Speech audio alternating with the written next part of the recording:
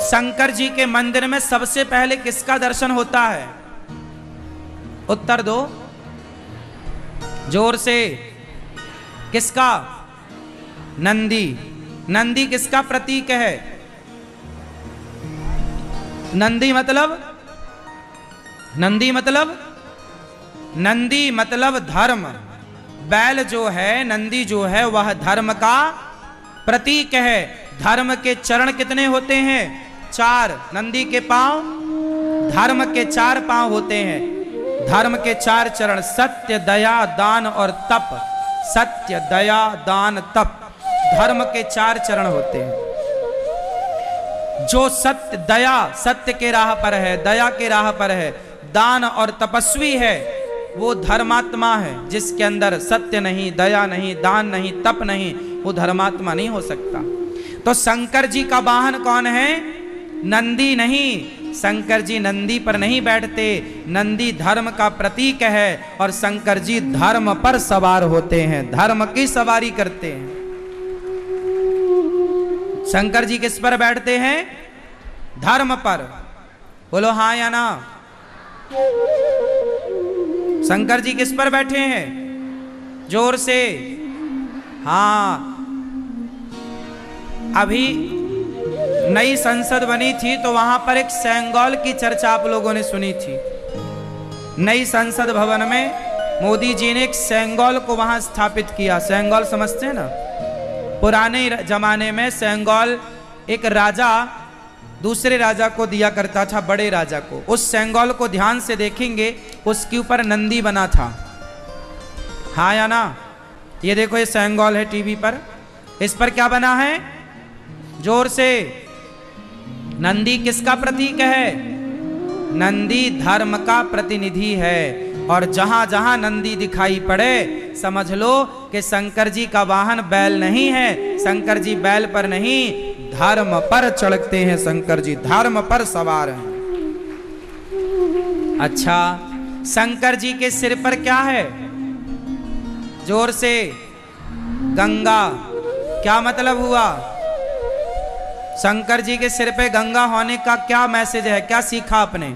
शिव जी के जटा पर गंगा है, इससे क्या सीखा आपने? कुछ नहीं। मंदिर गए, बस पानी ढका के आ गए, कुछ नहीं सीखा। हम लोगों ने सीखना ही तो बंद कर दिया। हमें लगता पानी चढ़ाने से सब हो जाएगा। हो जाएगा तो हो जाता सब कुछ। समझ नहीं है तो अज्ञानवश आप चलते हैं। भेड़ चाल किसे कहते हैं? कुछ ज्ञान व्यान समझने की जरूरत ही नहीं आपको, तो लगा पानी चढ़ाओ, काम हो गया। तुम क्या चढ़ाओगे पानी? शिव जी पर तो गंगा ऑलरेडी चढ़ी है, तुम कितना चढ़ा दोगे?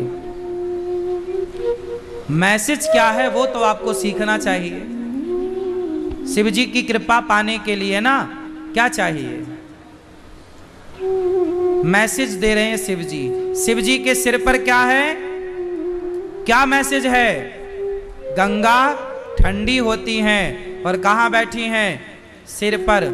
शंकर जी कहते हैं सदा सिर भाग को, सदा दिमाग को ठंडा रखना चाहिए। कितनी भी विडंबना हो, कितनी भी परिस्थिति प्रतिकूल हो, पर दिमाग कैसा हो? जोर से। दिमाग कैसा हो? लेकिन आपका दिमाग कैसा होता है? और पानी चढ़ा रही हो शंकर जी के ऊपर और दिमाग इतना गर्म है, सास को पानी नहीं पिला रही हो, पति की सेवा नहीं, पति परेशान है, आप भी परेशान हो, दिमाग बिल्कुल हीटर की तरह जल रहा है और शंकर जी पे पानी चढ़ा रहे हैं। भाई सीखो ना। हमारे मंदिर में बैठे देवी देवता कुछ मैसेज देने के लिए बैठे हैं। मंदिर यूं ही नहीं बनाए जाते। दिमाग को कैसा रखोगे? अच्छा, शंकर जी के गले में सांप क्यों है?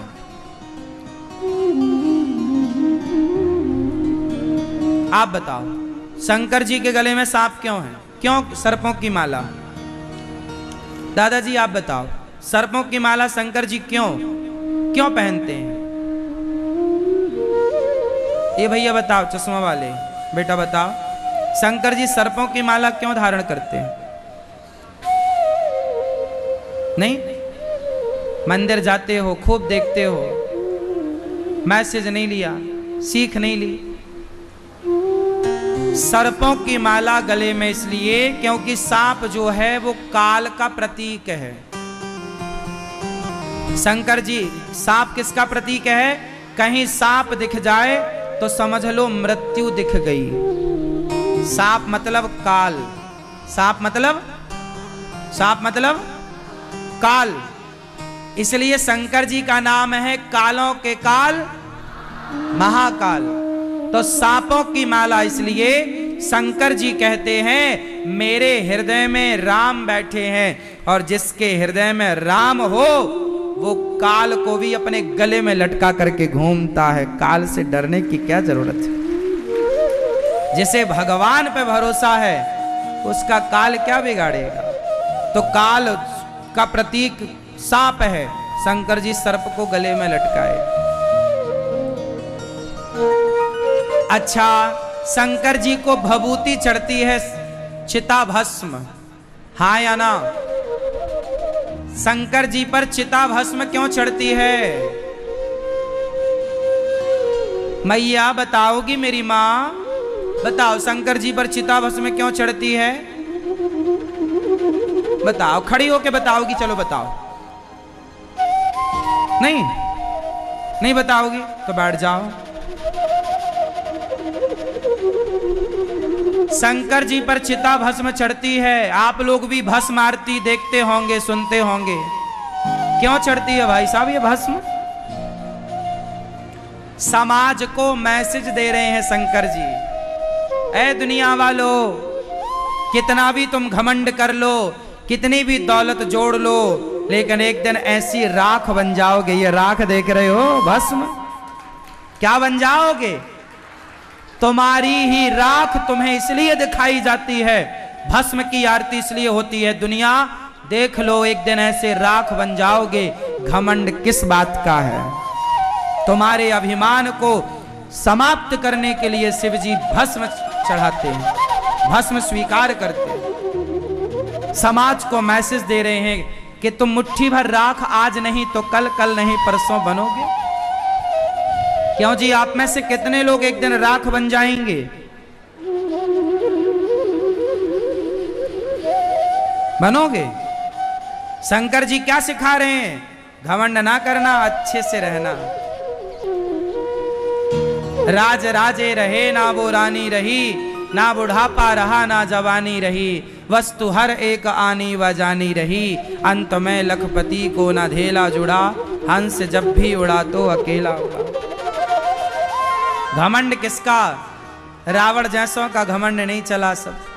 शंकर जी भस्म रमाते हैं ताकि आपको कभी अभिमान ना आए।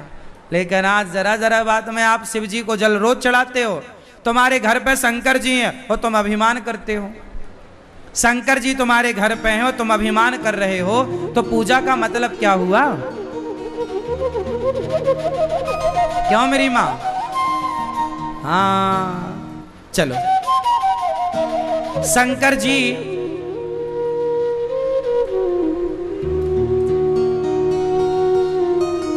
हमेशा जहां जाते हैं ना, नंदी पर सवार होकर जाते हैं। मतलब जहां जाते हैं धर्म पर आरूढ़ होकर जाते। धर्म पर जहां जाओ धर्म के साथ, जहां जाते हैं शंकर जी नंदी के साथ जाते। जहां जाओ धर्म के साथ जाओ, धर्म को छोड़कर मत जाओ।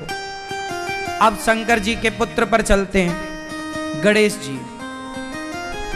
बताओ गणेश जी का पेट बड़ा क्यों है? ये चश्मा वाली मैया बताएं, गणेश जी का पेट बड़ा क्यों? गणेश जी का पेट बड़ा इसलिए है, गणेश जी मैसेज दे रहे हैं समाज की, परिवार की दो चार बातों को पचाना सीखो। अपने पेट में ही रखा करो बातों को जो तुम उगल देते हो। अच्छा, गणेश जी के कान छोटे छोटे हैं कि बड़े बड़े? कान कैसे हो? बड़े बड़े, मतलब ज्यादा सुनने की आदत हो। अच्छा, गणेश जी का वाहन क्या है? अच्छा, गणेश जी का वजन कितना होगा लगभग? 80-90 किलो के होंगे, हाँ?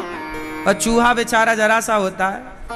अब आप प्रश्न कर सकते हैं कि महाराज कोई चूहा के ऊपर ऐसे चढ़ जाए तो मर नहीं जाएगा? तो गणेश जी का चूहा तो मरा नहीं, क्योंकि वो सामान्य चूहा नहीं है, पहला। दूसरा, गणेश जी चूहे पर क्यों बैठते हैं, इसका उत्तर आप दो। गणेश जी चूहे पर क्यों सवार होते हैं? नहीं नहीं, हमसे कुछ ना पूछो महाराज, बस हमें बैठने दो, चुपचाप सोने दो। मैया पानी पी लो। अब बताओ गणेश जी चूहे पर क्यों बैठते हैं? पानी पी पी के बताओ। जल्दी बताओ, गणेश जी चूहे पर क्यों बैठते हैं? नहीं बताओगी मेरी माँ? गुस्सा हो क्या? ओ पीली मैया बताओ जल्दी, क्या डिस्कस हुआ पड़ोसन से? देखो पंचायत में लगी है मैया। पीली मैया बताओ, शंकर जी चूहा पर गणेश जी क्यों बैठते हैं? देखो अभी हम नहीं पूछ रहे तो पड़ोसन से सब चल रहा था, और अब पूछे तो बिल्कुल चुप।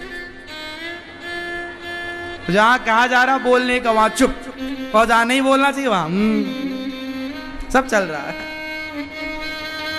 सुनो, गणेश जी हैं बुद्धि के देवता। बोलो हाँ, गणेश जी हैं बुद्धि के, जोर से, गणेश जी बुद्धि के। और चूहा कौन है? तर्क का प्रतीक। तर्क, कुतरता रहता है ना चूहा। क्या करता है चूहा? कुतरता। तर्क समझते हैं? तर्क। लोग बोलते हैं ज्यादा तर्क मत करो।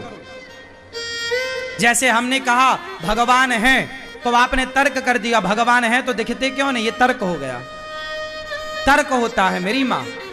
कुछ लोग तर्क करते हैं ना, तर्क, कुतर्क, वितर्क, समझते हो ना? तो जैसे तर्क होता है, चूहा तर्क का, जैसे नंदी धर्म का प्रतीक है, उसी तरह चूहा तर्क का प्रतीक है। तर्क का प्रतीक चूहा है, तो बुद्धि के प्रतीक गणेश जी और तर्क का प्रतीक चूहा। बुद्धि हमेशा तर्क पर ही सवार होती है। एग्जाम्पल से, उदाहरण से समझो। कुछ बच्चे होते हैं, मास्टर जी से बहुत सारे क्वेश्चन करते हैं। मास्टर जी ऐसा कैसे हो गया, ये 2 और 2 4 ही क्यों होता है, ये ऐसा है तो ऐसा क्यों है? आपने ध्यान दिया होगा, छोटे छोटे बच्चे बहुत सारे सवाल करते हैं। क्या करते हैं वो तर्क करते हैं। मंदिर जाओगी तो बच्चा पूछेगा माँ ये कौन बैठे हैं? बोले भगवान। बोले भगवान क्या होते हैं? अरे बोले भगवान होते हैं। कहाँ रहते हैं? बोले ये बैठे। तो ये हमसे बात क्यों नहीं करते माँ? बच्चे क्या बोल देंगे? ये हमसे बात क्यों नहीं करते? ये बच्चे क्या कर रहे हैं? तर्क कर रहे हैं। और आपको बच्चों के प्रश्न का, तर्क का उत्तर देना चाहिए, लेकिन आपके पास उत्तर होता नहीं, तो आप बच्चों को चुप करा देते हैं। और बच्चों को चुप कराने से जानते हो क्या होता है? बच्चों की जो बुद्धि विकसित हो रही थी, उस बुद्धि पर आपने ब्रेक लगा दिया। अब वो कोई सवाल नहीं पूछेगा, उसको पता है कि हमारी माँ को नहीं आता। इसे कुछ ज्यादा पूछेंगे डांटने लग जाएगी। जो लोग गुस्सा होने लग जाए ना, आपने कुछ पूछा हो गुस्सा हो जाए, समझ लो उसको आता नहीं है। हाँ, आता होता तो गुस्सा नहीं होती या होता। आपको आता नहीं तो आप गुस्सा, ये पूछता है, ये कोई पूछने की बात, मतलब आपको नहीं आ रहा है। बच्चे सवाल करेंगे, उनका अधिकार है, और आपका जिम्मेदारी है कि बच्चों के प्रश्न का उत्तर दो, वरना बच्चे मंद बुद्धि हो जाएंगे। बच्चों की 5 साल का बच्चा, 10 साल का बच्चा, ये बहुत सवाल करते हैं बच्चे। 4 साल का बच्चा सवाल पे सवाल, ये कैसा, वो कैसा, ये है तो ये क्यों, वो है तो वो क्यों, सबके उत्तर देना चाहिए आपको। मां बनने से पहले बच्चों के प्रश्न का उत्तर खोज के रख लो। क्या क्या पूछेगा बच्चा?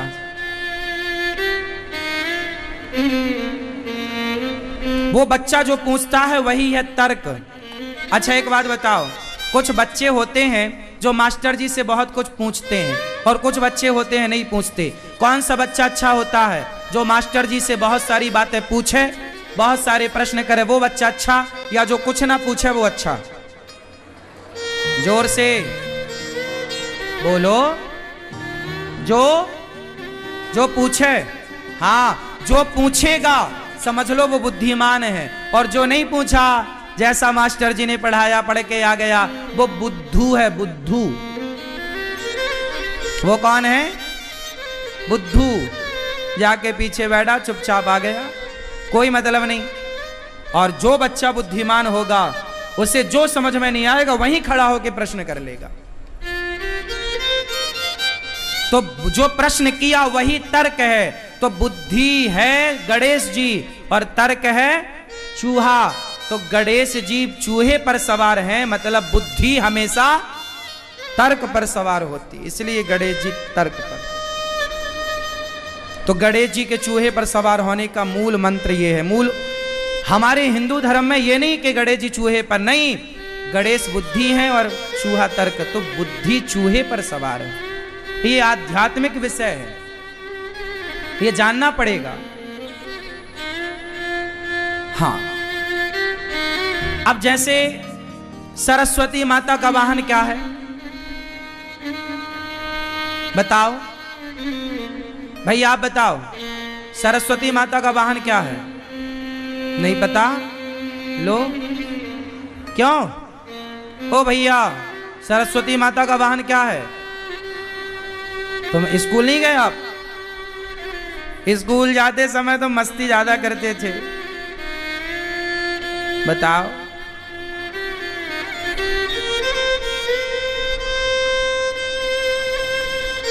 हंस वाहिनी। तो हमारी सरस्वती माँ का वाहन क्या है? जोर से। क्यों भैया, हंस क्यों वाहन है? क्या कारण है? सरस्वती जी हंस पर ही सवार क्यों है, शेर पर क्यों नहीं? उत्तर देना है आपको। क्यों भैया चश्मा वाले? बुद्धि के तो हनुमान जी हैं, गणेश जी। सरस्वती विद्या की माता है, सरस्वती विद्या की। अच्छा, और सवार किस पर है? हंस पर। क्यों? क्योंकि हंस का स्वभाव होता है कि दूध पी लेता है, और दूध और पानी को मिक्स करो तो दूध पानी मिक्स में से दूध निकाल लेता और पानी पानी छोड़ देता। हाँ या ना? हाँ या ना? तो विद्वान वही है, जैसे हंस ने दूध को ग्रहण कर लिया, पानी पानी छोड़ दिया, विद्वान वही बन सकता है जो सार को ग्रहण कर ले, बाकी असार तत्व को छोड़ दे। स्कूल में मास्टर क्या कर रहे हैं, बच्चे क्या कर रहे हैं, इस पर ध्यान ना देकर वो केवल अपनी पढ़ाई पर ध्यान दे, अपने विषय पर ध्यान दे। जो अपने विषय पर ध्यान देगा, अपनी पढ़ाई पर, मतलब सार पर ध्यान देगा, वो विद्वान बन जाएगा। और जो ये ध्यान दे रहा कि वो लड़की कहाँ जा रही है, वो लड़का कहाँ जा रहा है, मास्टर जी कितने बजे आ रहे हैं, क्यों आ रहे हैं, कहाँ गए, जो जमाने पर ध्यान दे वो बच्चा पढ़ ना पाएगा। आप अपने पर ध्यान दो, सार को गही लहे। हंस सार को बोलो ग्रहण करता है, और असार तत्व को, सार को ग्रहण करता और असार तत्व को। जोर से। मैया 4 दिन हो गए आज, तुम बोल नहीं रही हो। मेरी माँ सास ने पढ़ा के भेजा है क्या कि बोलना मत?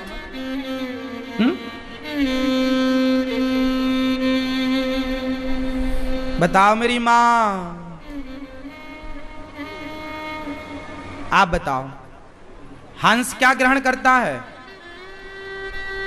भूत। दूध। सार को क्या छोड़ता है? पानी। मतलब अच्छी बातें ग्रहण कर लो, बुरी बातें, यही विद्वान के लक्षण है। इसलिए सरस्वती माँ का वाहन हंस। ये मैसेज है समाज के लिए, बच्चों के लिए, कि सरस्वती जी हंस पर ही क्यों सवार हैं। अच्छा, और सुनो, सबसे बड़ी बात ध्यान दे के सुनिएगा। लक्ष्मी जी का वाहन क्या है? बोलो क्या? उल्लू पर क्यों सवार हैं? लक्ष्मी जी तो सब चाहते हैं, पर सवार किस पर है वो बताओ? क्यों? क्यों? लक्ष्मी जी के वाहन कितने हैं? अब ये बताओ, लक्ष्मी जी के वाहन कितने हैं? कितने? 2। कौन कौन?